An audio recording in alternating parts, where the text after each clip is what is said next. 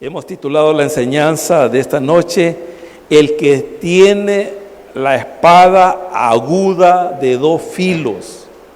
Así hemos titulado la enseñanza de esta noche. El que tiene la espada aguda de dos filos. Si usted ha estado en las enseñanzas de lo que es el mensaje de las iglesias, usted se ha de haber dado cuenta cómo se les va presentando a las iglesias.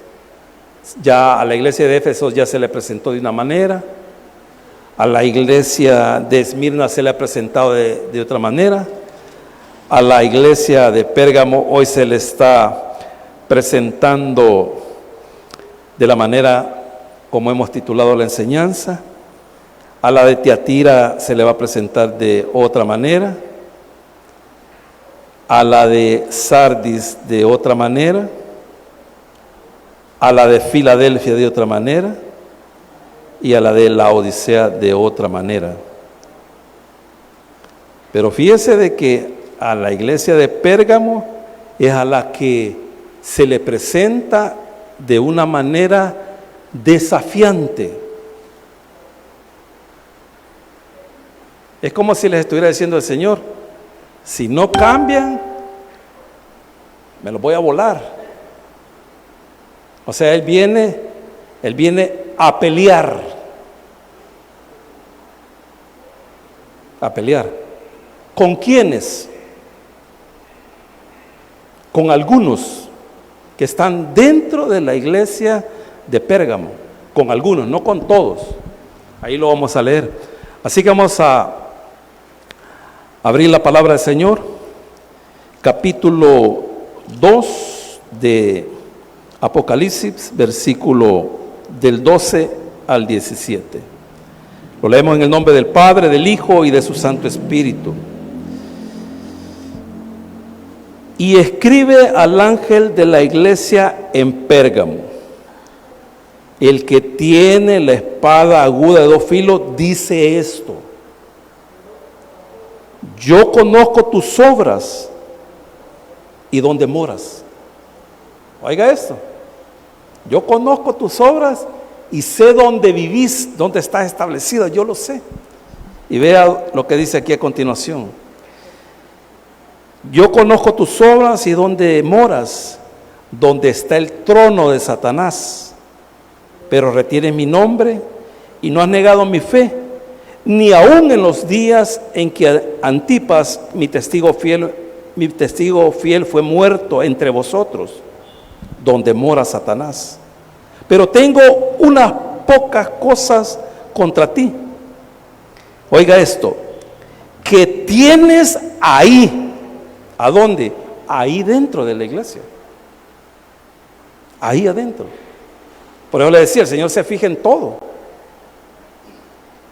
Y se va y les va a decir de que dentro de la iglesia hay doctrinas que Él aborrece. Dice ahí: pero tengo unas pocas cosas contra ti, que tienes ahí a los que retienen la doctrina de Balaam, que enseñaba a Balac a poner tropiezo ante los hijos de Israel, a comer de las cosas sacrificadas a los ídolos y a cometer fornicación. Y también tienes, siempre iba, tiene a los que retienen la doctrina de los nicolaitas, la que yo aborrezco. Por tanto, oiga esto es lo bueno de leer despacito y entender lo que está diciendo, porque a veces nos podemos confundir. Dice, por tanto, en vista de lo que les acabo de decir, arrepiéntete. Eso le está diciendo a la iglesia. Pues si no, vendré a ti pronto. Y oiga esto, no le está diciendo a la iglesia. Y pelearé contra ellos. No está diciendo la iglesia. ¿Quiénes son ellos? Ya en los contextos los dijo. Los que retienen la doctrina de Balaam y los que retienen la doctrina de los nicolaitas. Dice ahí: y pelearé contra y pelearé contra ellos con la espada de mi boca. El que tiene oídos, oiga lo que el Espíritu dice a las iglesias. Al que venciere, daré a comer del maná escondido, y le daré una piedrecita blanca, y en la piedrecita escrito un nombre nuevo, el cual ninguno conoce, sino aquel que lo recibe. Señor, bendice tu palabra. Te ruego en el nombre poderoso de Jesús que tú me puedas ayudar para que yo la pueda explicar de una manera clara y de una manera sencilla. En el nombre poderoso de Jesús, amén y amén. Pueden sentarse, hermano.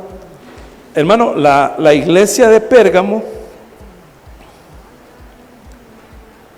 estaba establecida en la ciudad, que es Pérgamo, más idolátrica de toda Asia Menor.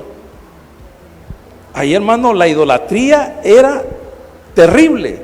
Pérgamo se llevaba el primer lugar. Acuérdese de que, hablando de los imperios, ¿verdad? Han habido 6 imperios, solamente falta uno, que es el imperio de la bestia. Pero comenzó con el imperio egipcio, de ahí con el imperio asirio, de ahí con el imperio babilónico, de ahí con el imperio medo-persa, de ahí con el imperio griego. Y después del imperio griego vinieron los romanos. Entonces, cuando aparecieron los romanos, ya en la época del Señor Jesús, ellos ya eran un imperio, ya habían derrotado al imperio griego. Entonces ellos conquistaban y les permitían a los conquistados poder seguir teniendo su culto a sus dioses paganos. Entonces, si usted no lo sabía, los griegos tenían un panteón que se llama el panteón griego, que tenían miles de dioses.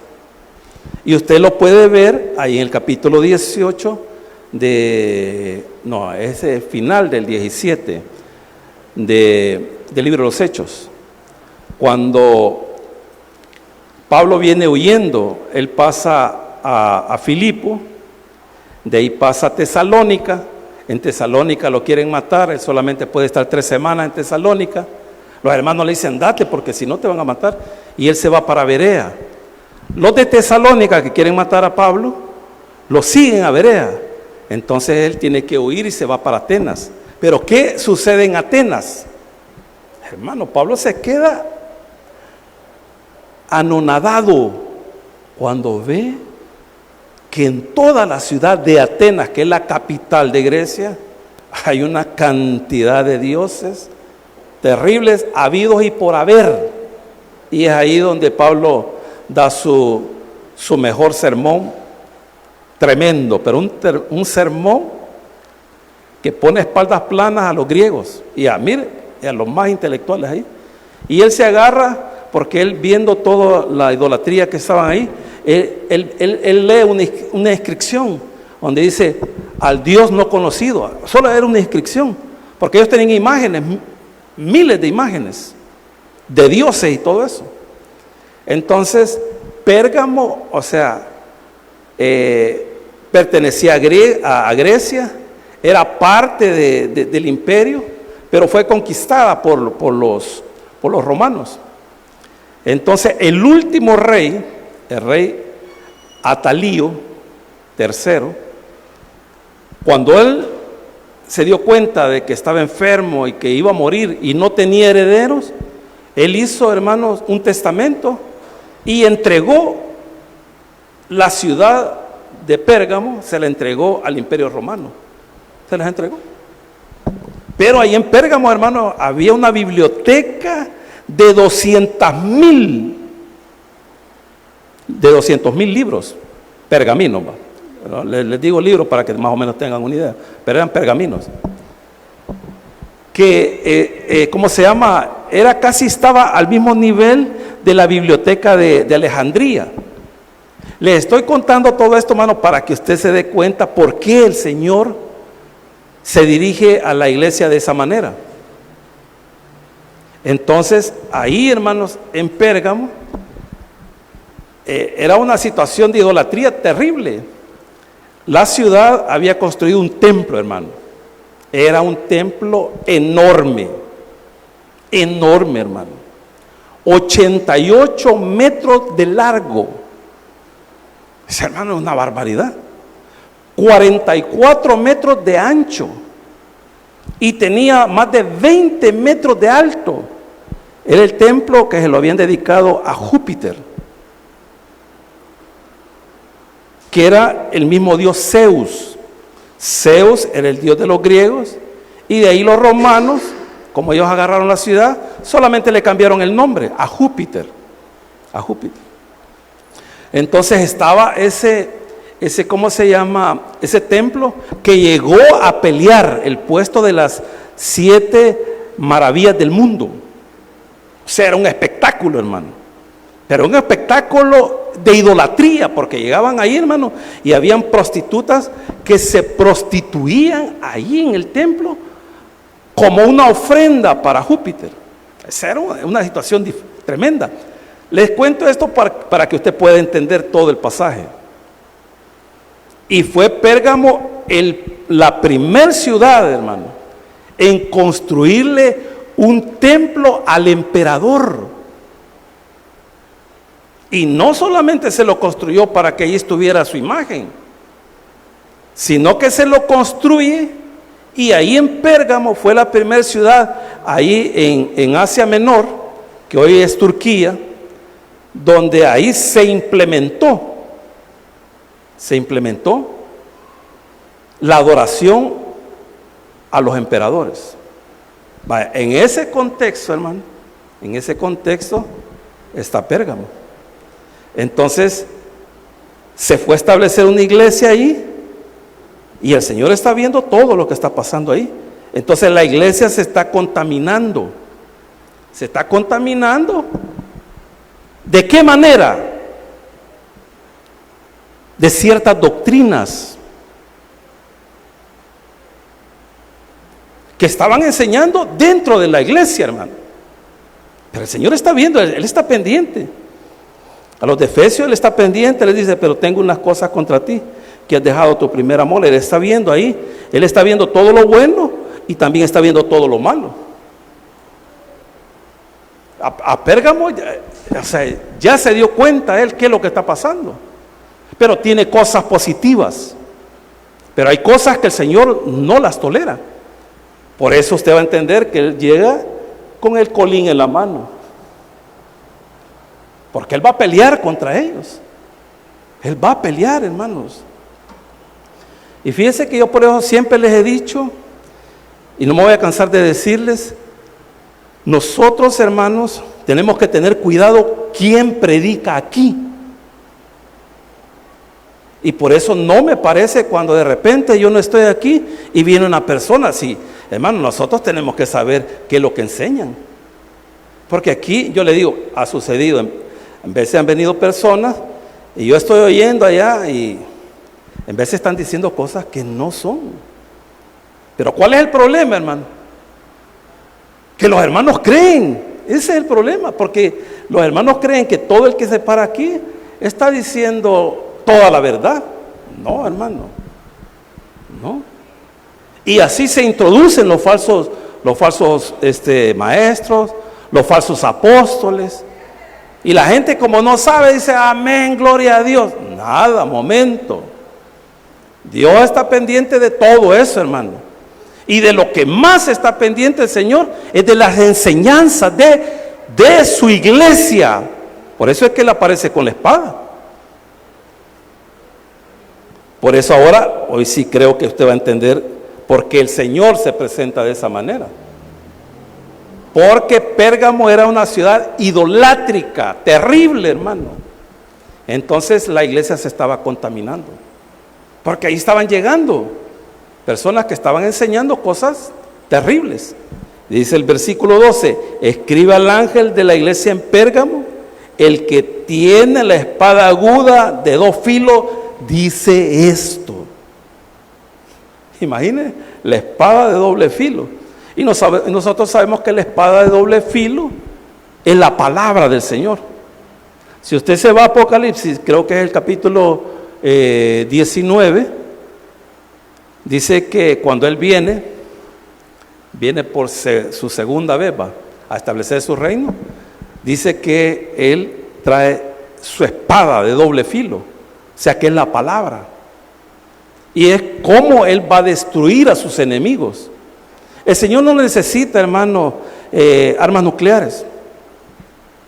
Él no necesita eso. Si con solo que le diga algo a usted, lo mata. Así de sencillo. Y el ejemplo más claro lo tenemos allá en el Evangelio de San Juan, cuando el Señor es capturado. Acuérdense que llegan de noche, llegan con antorchas. El Señor se confunde entre sus discípulos, porque el Señor era como una persona común y corriente. Por eso usted va a entender por qué Judas lo tuvo que ir a besar. O sea, era como decirle a los que lo iban a capturar, Él es. Porque cuando preguntan por Él, hermano, y dicen, ¿quién es Jesús Nazareno? Él se les adelanta a sus discípulos y dice, yo soy. ¿Y qué sucede? ¡Puf! Todos al piso. ¿Y eso es porque no los quiere matar? Todos se van al piso, hermano. Preguntan, ¿quién es Jesús Nazareno? Yo soy. Y usted sabe quién es el yo soy, ¿verdad? El yo soy es el que está platicando con Moisés en el capítulo 3 de Éxodo. Cuando el Señor le dice a Moisés, tú vas a ir a sacar a mi pueblo. Y Moisés le dice, y si me preguntan, ¿quién me envía? ¿Qué voy a decir? Ahí le dice el Señor, decirles que te envía el gran yo soy. Y ese gran yo soy es nuestro Señor Jesucristo. Entonces aquí está hablando el gran yo soy. Y Él va a pelear, hermano, porque Él protege su doctrina. Él no quiere que se esté mezclando. Él no quiere eso. Por eso dice la palabra del Señor, dice, yo conozco tus obras y donde moras, donde está el trono de Satanás. ¿Por qué dice el trono de Satanás? Porque ahí estaba la ciudad más idolátrica, hermano, de toda, ¿cómo se llama? Asia Menor. Yo sé que tú vivís, porque morar es vivir. Yo sé que tú vivís ahí, donde tiene su morada Satanás, ahí está. Pero a pesar de eso, hermano, o sea, la iglesia de Pérgamo había salido triunfante, a pesar de, porque hermano, mire hermano, ¿sabe lo que más está dañando a las iglesias, hermano, en nuestro tiempo? Es las cosas que quieren traer del mundo a la iglesia. Y Satanás es tan astuto, hermano, que cuando sienta usted, ya están adentro. Y con cositas que usted dice, ¿y qué tiene de malo que pongan luces como las de las discotecas? ¿Qué tiene de malo? No tiene nada de malo eso. Lo que pasa es que el hermano William es un gran cuadrado. ¿Y qué tiene de malo que pongan un árbol de Navidad? ¿Qué tiene? Eso no tiene nada de malo. Lo que pasa es que usted no conoce el trasfondo de todo eso, hermano. Si usted lee, ¿cómo se llama? El Antiguo Testamento, ahí usted va a leer en algunos pasajes que se mencionan árboles frondosos. ¿Va? Esos árboles frondosos, hermano, ahí, debajo de esos árboles, como ofrenda, como regalos. Usted sabe que, no sé si usted todavía tiene el árbol en su casa, y usted ahí le pone, dice, aquí le voy a poner el regalito a mi nieto. Aquí le voy a poner regalito a mi esposo, a mi esposa, aquí. Y ahí debajo del árbol le ponen los regalitos. Entonces, ahí el regalo que ofrecían, era, hermano, tener relaciones sexuales ahí. Porque para ellos era un regalo. Se iban a los lugares altos y hacían eso. De ahí viene eso, hermano. Lo que pasa es de que eso se fue matizando. Hasta el día de ahora, hermano, que ahora más que todo se hace porque le quieren sacar el dinero a usted. Le quieren sacar el aguinaldo que le ha costado tanto, ¿cómo se llama? Ganarse. Y yo conozco iglesia, hermano. Yo conozco una iglesia en Estados Unidos que el presupuesto, oiga esto, es una locura, hermano. El presupuesto anual, porque ellos no ponen el mismo árbol. Para poner el árbol de Navidad son $100,000. Es una locura, ¿no? Entonces, ahora, hermanos, están entrando doctrinas raras, modas raras, pero ahí las están aceptando la gente. Usted ya ha oído, hermano, de que ahora hay iglesias donde los pastores son homosexuales y no hay ningún problema. ¿Y cuál es el problema? Dice, y oiga esto, hermano, y dice, si Dios no hace excepción de personas, dice. Hermano, lea bien el pasaje porque está en Romanos. Lea bien el pasaje, en qué contexto está diciendo eso. Cuando dice que Él no hace excepción de personas, que así como puede salvar a un judío, puede salvar a un gentil. Así como puede condenar a un judío, puede condenar también a un gentil. En ese contexto está que Él no hace excepción de personas. Pero nosotros venimos y decimos, es que el Señor no hace excepción de personas. Hermanos, nosotros amamos a ese tipo de personas, los amamos porque son seres humanos, están hechos a imagen del Señor, pero no amamos lo que ellos practican, no los amamos, no amamos. Entonces son cosas bien diferentes. Entonces dice aquí la palabra del Señor, yo conozco tus obras y donde moras, donde está el trono de Satanás, pero retienes mi nombre. O sea, hermano, ahí, como ya les expliqué, ahí habían templos donde usted tenía que ir a adorar al emperador. Y si usted no lo adoraba, hermano, se lo volaban. Y ellos no habían negado el nombre del Señor. Los romanos decían, César es Quirios, o sea, César es el Señor. Los cristianos de Pérgamo, los verdaderos cristianos decían, el Señor es Jesucristo. No habían negado. Eso, hermano, era de valientes. Hermano, que vinieran aquí a la iglesia y le pusieran una pistola en la cabeza y le dijeran a usted, y usted sabe que se la van a volar, y que le digan a usted, negar a Jesucristo. ¿Qué haría? Dice, no habían negado mi nombre. Dice ahí la palabra del Señor, pero retienes mi nombre y no has negado mi fe. Cuando dice no has negado mi fe, es que ellos no han apostatado. Y usted sabe que en esta época, ahí lo dice el libro de Hebreos, ese es uno de los propósitos del libro de Hebreos, animar a los cristianos judíos que no regresen al judaísmo. Porque ¿qué pasa si usted niega su fe? Se condena. Pero ahí está diciendo, dice ahí el versículo, pero retienes mi nombre y no has negado mi fe, ni aún. Hermano, ahí fueron a matar a Antipas, allí. ¿Y por qué lo mataron, hermano? Porque no negó su fe, no negó el nombre del Señor, dice ahí, ni aún en los días en que Antipas, mi testigo fiel, fue muerto entre vosotros. Y se cree que Antipas era el pastor de una de las iglesias en Pérgamo. ¿Y lo mataron dónde? No lo mataron ahí en la calle, lo llegaron a matar en la iglesia, entre vosotros, dice. Ahí estaba. Y eso, hermano, a ellos no los intimidó, ellos continuaron. Pero cuando, mire, hermano, es que Satanás es terrible. Porque si usted ve eso, hermano, yo le aseguro que pensaría 2 veces venirse a congregar el sábado. ¿Qué pasaría, hermano, que si alguien viene y me mata a mí? O mata al hermano José o al hermano Víctor.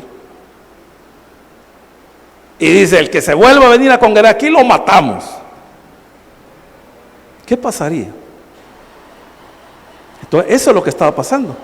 Pero como Satanás se dio cuenta que no los podía detener, Satanás está allá, hermano, así está, pensando qué va a hacer en contra de la iglesia. Entonces, aquí está. Satanás no descansa. Usted descansa, yo descanso, pero él no. Él ha venido para matar, hurtar y destruir. Hermano, él quiere aniquilar la obra del Señor. Por eso sale la historia que vamos a leer ahorita. Dice ahí la palabra del Señor: ni aun en los días en que Antipas, mi testigo fiel, fue muerto entre vosotros, donde mora Satanás, pero tengo unas pocas cosas contra ti, que tienes ahí a los que retienen la doctrina de Balaam. ¿Qué les acabo de decir? Que Satanás está así, ¿ve?, observando esta iglesia. El Señor está observando su comportamiento, nuestra fe. Está ahí. Pero Satanás está así. ¿Y sabe lo que está planeando Satanás? ¿Cómo destruir esta iglesia? ¿Y sabe a quién va a ocupar? Hermana Evelyn, ¿a quién va a ocupar Satanás para destruir su iglesia? ¿Ah? A sus mismos miembros. Por eso está la historia aquí. Si usted no la conoce, léala ya en Números. Balaam era un falso profeta que le encantaba el billete, hermano. Y usted sabe que hay pastores que les encanta el dinero, hermano. Ellos andan detrás del dinero, detrás de sus propios beneficios. Entonces, Balac, que era un rey, él se dio cuenta que venía Israel. Y se dio cuenta que Israel venía derrotando a todos los reyes. Entonces dijo, no, aquí tengo que hacer algo.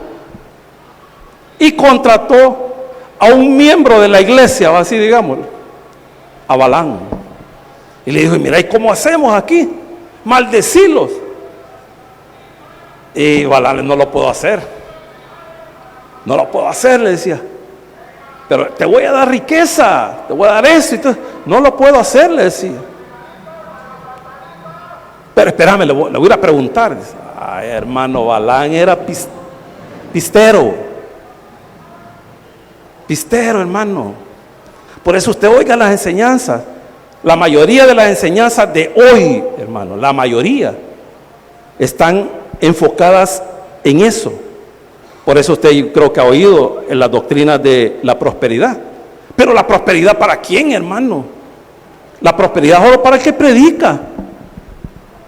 Y la iglesia sigue igual. Hermano, es que es increíble. Un pastor dijo, el Señor me dijo que yo necesitaba un avión nuevo y que ustedes tienen que ofrendar porque tengo que tener un avión nuevo. Hermano, es una locura. Pero es más loco, hermano, que la congregación comenzó a ofrendar y hoy tiene un avión nuevo. Pero ahí están adentro pastores enseñando herejías, locuras, hermano, locuras. Y el Señor ahí está, ¿ve? Y dice, pero eso yo no lo he enseñado, eso no está ahí, ¿ve? Y el Señor está así, ¿ve? Él no está viendo qué es lo que enseñamos, qué es lo que predicamos. Él lo está viendo, hermano. Y Él está pendiente, hermano. Y en ninguna iglesia, en ninguna otra iglesia, el Señor sale así, de esa manera. Sale desafiante. Yo me lo voy a volar, les dice. ¿Pero por qué? Porque dice ahí la palabra del Señor, pero tengo unas pocas cosas contra ti que tienes ahí, a los que retienen la doctrina de Balaam. ¿Cuál era la doctrina de Balaam? Que enseñaba a Balac a poner tropiezo. Esa era la doctrina, poner tropiezo. Y usted sabe, hermano, en todas las iglesias, en algunas más y en algunas menos, hay hermanos y hermanas que están sirviendo de tropiezo en la obra del Señor. Y ellos lo saben y lo siguen haciendo y les vale un sorbete. Dice que Balaam le enseñó a Balac a poner tropiezo. Y como no lo podía maldecir, hermano, siempre que Balaam quería maldecir al pueblo de Israel, no lo podía hacer. Y en una oportunidad le dijo el Señor, mira, ya deja de eso. Al que yo bendigo, bendito será. No lo puedes maldecir. Entonces, como era pistero, Balaam le dijo a Balac: no, hombre, te voy a decir cómo ellos van a caer, porque ese era el tropiezo. ¿Cuál era el tropiezo? Llevarle a los moabitas, para que ellos pudieran tener, se pudieran mezclar. Y el Señor le había dado un mandamiento a Israel, que no se tenían que mezclar con mujeres extranjeras ni con hombres extranjeros. Pero le digo que se mezclen, llevarle a las mejores moabitas. Vayan allá afuera, traigan a las moabitas, a la filistea, aquí que se acompañen con los de aquí. Y sucedió eso, hermano. Hubo una matanza terrible. De eso está hablando, hermano, aquí. De que habían personas ahí que, hermano, estaban sirviendo de tropiezo. Habían cultos, yo les expliqué, habían culto ahí al dios Júpiter de prostitutas. Fíjense que ellas no se prostituían por dinero.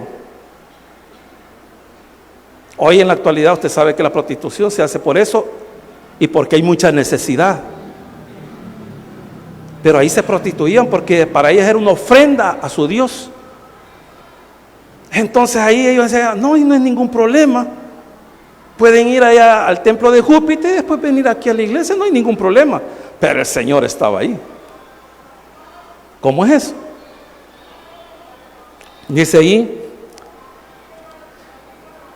pero tengo unas pocas cosas contra ti, que tienes ahí a los que retienen la doctrina de Balaam, que enseñaba a Balac a poner tropiezo ante los hijos de Israel, a comer de cosas sacrificadas a los ídolos. Todo eso se hacía en los templos paganos, y a cometer fornicación. Y también, versículo 15, a los que retienen la doctrina de los nicolaitas, la que yo aborrezco.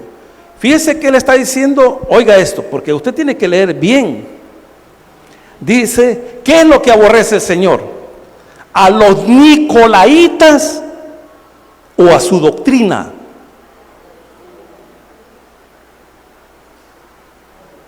A lo que ellos enseñaban. Y yo medio les expliqué la vez pasada cuál era la doctrina de los nicolaitas. Bueno, ¿quiénes eran los nicolaitas? Los nicolaitas se cree que era una secta que enseñaban de que en las iglesias tenía que haber jerarquía, que tenían que ver al pastor o al apóstol como lo máximo. Eso es una enseñanza católica romana. Porque, hermano, ahí hay una jerarquía, pero bien marcada. Ahí el mero, usted ya sabe quién es el Papa. Y de ahí continúan los cardenales. Esa es la jerarquía. Y de ahí siguen, hermano, los obispos. Y de ahí siguen los sacerdotes. Y de ahí siguen los laicos. Y los miembros no valen. Ahí la jerarquía es la iglesia. La jerarquía es la iglesia. Entonces eso lo aborrece el Señor. Pero nosotros, ¿qué somos? En nuestras iglesias, bueno, por lo menos aquí no hay jerarquía. ¿Qué somos nosotros? Somos ministros. ¿Pero qué significa la palabra ministro? ¿Qué significa la palabra ministro?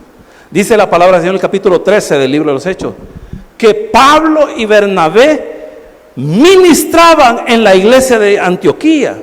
Entonces, ¿qué es un ministro? Un servidor.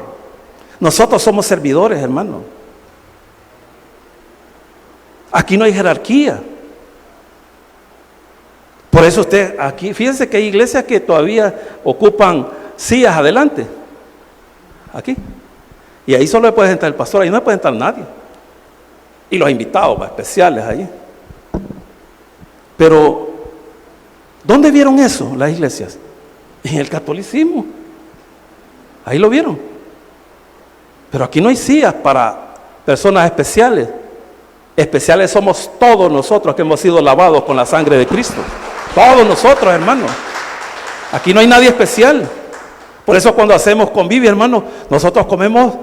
Aquí no hay una mesa reservada para el pastor, para el hermano José, para el hermano Omar. No, hermano, aquí yo les digo, coman donde ustedes quieran, coman. Y la gloria sea para el Señor, hermano. No nos estamos echando flores. Cuando han habido convivios, y lo vamos a seguir haciendo hasta que yo me muera, nosotros, los que enseñamos, somos los que vamos a atenderlos a ustedes, los que vamos a servir. Por eso a usted no le extrañe que nosotros andemos con las bolsas ahí recogiendo la basura. No extrañe eso, hermano. Si para eso nos ha puesto el Señor, para servir la iglesia. Entonces, dice ahí, y también tienes a los que retienen la doctrina de los nicolaitas, la que yo aborrezco. Se le aborrece esa enseñanza. Por tanto, dice, oiga, es en vista de lo que les acabo de decir, porque vengo con la espada de doble filo, y tiene filo, y si no se arrepienten les voy a volar la cabeza. Dice ahí la palabra del Señor. Por tanto, arrepiéntete. ¿A quién le está diciendo que se arrepienta? A la iglesia, que ha permitido que se den esas doctrinas dentro de la iglesia. Oiga esto, hermano. Por tanto, arrepiéntete, pues si no, vendré a ti pronto y pelearé contra ellos. Ahí ya le dice la iglesia, bueno, vos te tenés que arrepentir de estar permitiendo ahí y darles chance de predicar a herejes. Arrepentite de eso, porque si no voy a venir a pelear contra ellos. ¿Contra quiénes? Con los herejes. Allá Pedro dice, en segunda de Pedro dice claramente que el final para los falsos profetas es su condenación, que ya ha sido planificada para ellos. Así dice la palabra del Señor, dice, por tanto arrepiéntete, pues si no vendré a ti pronto y pelearé contra ellos con la espada de mi boca. El que tiene oído, oiga lo que el Espíritu dice a las iglesias. Esto es para todas las iglesias, hermano. Al que venciere, ¿quién es el que va a vencer? El que se arrepiente. El Señor está esperando arrepentimiento de las personas que están enseñando doctrinas falsas. Dice la palabra del Señor, al que venciere, daré a comer del maná escondido. Fíjense que dice el maná escondido. Acuérdense que el que escribió esto eran judíos. Y usted acuérdese que cuando ellos dejaron de andar por el desierto, cesó el maná. Pero el Señor les dijo, agarren un poquito y lo ponen adentro del tabernáculo, o sea, en el arca. En el arca estaba el maná, está la vara de Aarón que reverdeció, y estaba la ley. La ley, usted sabe que es la palabra. Allá dice San Juan 1:1, en el principio era la palabra, está hablando de Jesús. O sea, la ley, o sea, la palabra de Jesús en el arca. El arca representaba a Jesús de material de madera de acacia recubierta de oro. Eso está hablando de sus dos naturalezas. La madera, naturaleza humana. El oro, su divinidad. Pero no estaba solamente la ley, estaba la vara de Aarón que había reverdecido. Eso estaba hablando de su muerte, porque acuérdese que cuando se corta una rama y la separa del árbol, esa rama muere. Pero reverdeció, dice, está hablando de su muerte y su resurrección. Y en San Juan 10, no, en San Juan 6, dice el Señor, yo soy el maná que descendió del cielo. No el que les dio Moisés, dice, yo soy el que descendió del cielo. Entonces lo guardaron ahí y ahí no podía entrar nadie. Ahí entraba solamente una vez al año el sumo sacerdote. Estaba escondido detrás del velo. Pero llegó un momento que el velo fue rasgado cuando el Señor muere y ahora tenemos acceso directo. Entonces lo que está diciendo aquí el pasaje dice, al que venciere daré a comer del maná escondido. ¿Quién es el maná? Jesucristo. Y si usted cree en Jesucristo, tiene salvación y vida eterna. Y dice la palabra del Señor, al que venciere daré a comer del maná escondido y le daré una piedrecita blanca. Y en la piedrecita escrito un nombre nuevo, el cual ninguno conoce sino aquel que lo recibe. Yo no sé si usted, no me acuerdo en qué película, no sé si fue en la película de 300 o la otra, porque hubieron dos. Pero esa era la costumbre, era una costumbre griega. Porque ahí había democracia. Si se tocaba algún asunto, el pueblo tenía que decir, hagamos esto o no lo hagamos. Entonces ellos metían en un recipiente dos tipos de piedras, una blanca y una negra. Era para votar. Entonces usted iba, la agarraba y la iba a poner sin enseñarla. Pero usted sabía la que había agarrado. La tiraba a otro y ahí sí pasaba la gente y de ahí las contaban. Y ahí decía, vamos a ir a la guerra. Pero también esas piedrecitas se ocupaban cuando estaban juzgando a una persona. La ocupaban los jueces. Entonces había una piedra negra que si el juez le daba esa piedra negra al que estaba siendo juzgado, era condenado. Y era condenado a muerte. Pero si le daba la piedrecita blanca, ahí decía su nombre y era libre.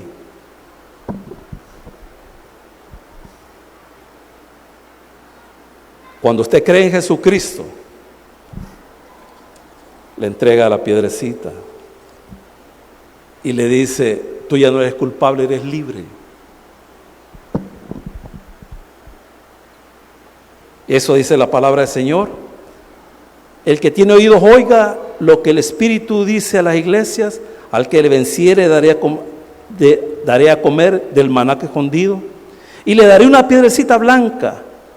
Y en la piedrecita escrito un nombre nuevo, el cual ninguno conoce, sino aquel que lo recibe. Démosle un fuerte aplauso al Señor, hermano. Padre nuestro que estás en el cielo, te damos gracias por tu amor y tu misericordia. Gracias por tu palabra. Gracias, Señor, porque a través de tu palabra aprendemos, Señor. A los amigos que nos están viendo a través de las redes sociales, también para ustedes es la enseñanza. Arrepiéntase de sus pecados y el Señor le dará del maná escondido. Ese maná escondido se llama Jesucristo, el Hijo de Dios. Y le dará una piedrecita blanca. Y en esa piedrecita un nombre nuevo, el cual nadie conoce, sino solo aquel que la ha recibido. Y esa piedrecita es para decirle a usted que usted ya no tiene culpa de nada, que Él ha perdonado sus pecados y que ha sido absuelto. Pero para recibir todo eso, usted tiene que arrepentirse de sus pecados y confesar que Jesús es el Señor y recibirlo en su corazón. Así que yo voy a hacer una breve oración. Espero que usted la haga, no importa dónde esté, con quién esté. Lo importante es que lo haga y que pueda recibirlo a Él como su Señor en esta noche. Diga conmigo: Señor Jesús, yo te recibo hoy como mi único y suficiente Salvador personal. Creo que eres Dios, que moriste por mí en la cruz del Calvario. Perdona todos mis pecados. Me arrepiento. Salva mi alma hoy, para que cuando yo muera pueda estar contigo. Porque te lo pido en el nombre poderoso de Jesús, tu Hijo amado. Amén y amén. Démosle un fuerte aplauso al Señor.